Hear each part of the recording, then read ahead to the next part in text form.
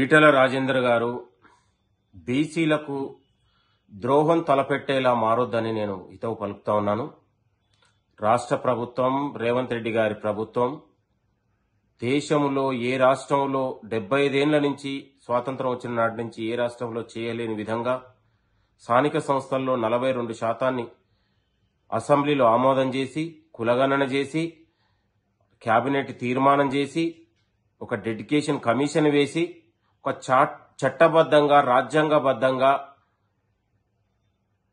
అత్యంత చిత్తశుద్ధితో ఈ రాష్ట్ర ప్రభుత్వం బీసీలకు 42% స్థానిక సంస్థల్లో ఏర్పాటు చేయాలనే ఆలోచనతో ముందుకొచ్చినటువంటి బిల్లును ఇవాళ కోర్టుల ద్వారా, ఇవాళ గవర్నర్ల ద్వారా, కనీసం రాష్ట్రపతిని కూడా కలిసే అవకాశం కూడా బీజేపీ కేంద్ర ప్రభుత్వం ఇవ్వలేదంటే బీసీల మీద ఎంత కక్ష సాధింపు చర్యలకు పాల్పడుతుందనే విషయాన్ని ఈరోజు మన కళ్ళ కన్నట్టు కనబడతా ఉంది.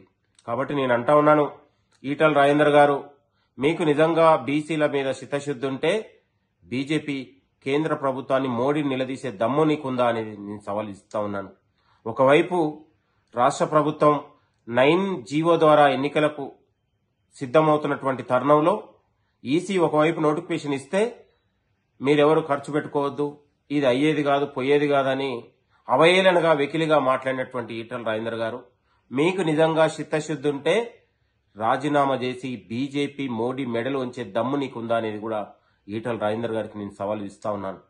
బీసీల ద్రోహిగా మారొద్దు, నేను సవాల్ ఇస్తా ఉన్నాను. నిజంగా నీకు బీసీ అనే చీము నెత్తురు ఉంటే నువ్వు బయటకు వచ్చి బీజేపీ మీద యుద్ధం చేయాలని కూడా నేను సవాల్ ఇస్తా ఉన్నాను. ఇవాళ మీకు చిత్తశుద్ధి ఉంటే బీజేపీ ఎంపీలారా, కనీసం మీరు గవర్నర్నైనా ఎందుకు గెలవలేదు? రాష్ట్ర ప్రభుత్వం పంపినటువంటి బిల్లుని పైన కనీసం గవర్నర్ కూడా కలిసే అవకాశం మీరు ఎందుకు తీసుకోలేదని కూడా ఈ సందర్భంగా గుర్తు చేస్తా ఉన్నాను. ఇవాళ రాష్ట్ర ప్రభుత్వాన్ని, కాంగ్రెస్ పార్టీని విమర్శించే దద్దమ్మలకు నేను ఒకటే హెచ్చరిస్తా ఉన్నాను.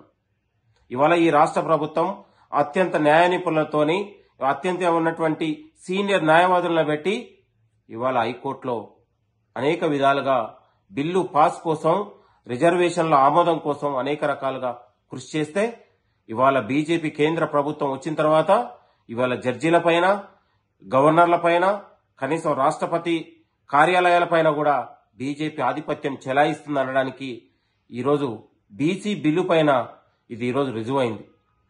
బీసీల నిజంగా ద్రోహి అనేది బీజేపీ అనేది తేటతెల్లం అయిపోయిన తర్వాత కూడా బీజేపీలో ఉన్నటువంటి బీసీ నాయకులు నోరు కనీసం కూడా మెదపోవడం ఇది చాలా దుర్మార్గమైన విషయం.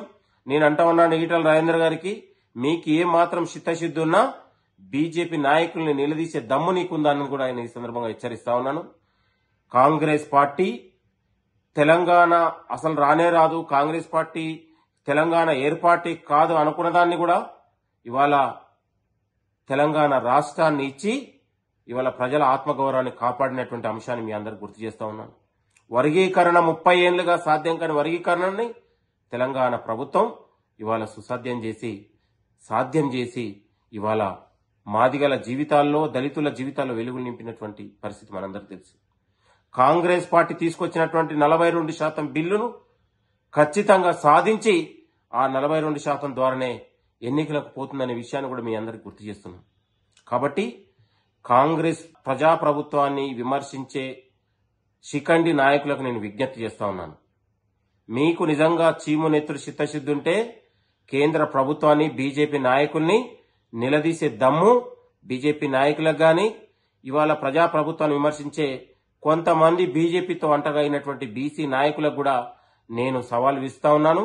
మీరు ఈ యొక్క గొప్ప కార్యంలో బీసీలకు తీసుకొచ్చినటువంటి ఈ అంశంలో తెలంగాణలో రాజకీయాలకు అతీతంగా అందరూ కూడా కలిసి రావాలని, ఈ 42% మనందరం కూడా చట్టబద్ధంగా, రాజ్యాంగబద్ధంగా సాధించుకునేంత వరకు ఇలా రాజకీయ బేజాలకు పోకుండా మీరందరూ కూడా కలిసి రావాలని కోరుతా ఉన్నాను. దేశ చరిత్రలోనే ఏ రాష్ట్రం 75 ఏళ్ల తర్వాత ఏ రాష్ట్రం చేయలేని విధంగా, ఏ ముఖ్యమంత్రి చేయలేని విధంగా మన ముఖ్యమంత్రి, మన రేవంత్ అన్న ఇవాళ మన ప్రజానాయకుడు ఇవాళ బీసీలకు 42% రిజర్వేషన్లు తీసుకొచ్చి ఇవాళ దాని ద్వారానే ఎన్నికలకు పోవాలని ఒక ఆలోచన చేయడం, ఒకవైపు బీజేపీ కేంద్ర ప్రభుత్వం అడ్డుకునే ప్రయత్నం జరగడం, ఇదంతా కూడా బీసీలకు ద్రోహం చేసే ఆలోచనలో బీజేపీ కేంద్ర ప్రభుత్వం ఉంది కాబట్టి బీజేపీ నాయకుల్ని మన అందరం కూడా నిలదీయాల్సిన అవసరం ఉందని కూడా నేను కోరుతున్నాను. నిజంగా ఈటల రాజేందర్ గారు ఒక ఎంపీగా ఉండి బీసీలకు ద్రోహం తలపెట్టి జీవిత కాలంలో బీసీ ద్రోహిగా ముద్ర వేసుకోకని కూడా నేను హెచ్చరిస్తా ఉన్నాను. నీకేమాత్రం చిత్తశుద్ధి ఉన్నా నీ పార్టీ నీకు ఉన్నటువంటి కేంద్ర ప్రభుత్వాన్ని నిలదీస్తే అప్పుడు ప్రజలు హర్షిస్తారని కూడా నేను హెచ్చరిస్తా ఉన్నాను.